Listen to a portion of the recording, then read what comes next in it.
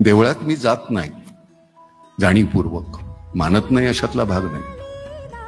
माणसाचा जन्म दिलाय, खूप झालं की. वारंवार तिथं जाऊन त्याला कुठं त्रास द्यायचा, आठाणे टाकायचे, लाख रुपये दे म्हणायचं नाही, कशाला पाहिजे? काही गरज नाही. माणूस म्हणून जो जन्माला घातलाय तो माणूस हा जन्म पूर्ण सार्थकी लावेन असं म्हणायचं, जगायचं, एक दिवस मरून जायचं. कोण अमरपट्टा घेऊन आलाय? काही राजकारणी मंडळी आमची अशी आहेत की त्यांना असं वाटतं की ते मरणारच नाही आहेत, इतका संचय चाललेला आहे.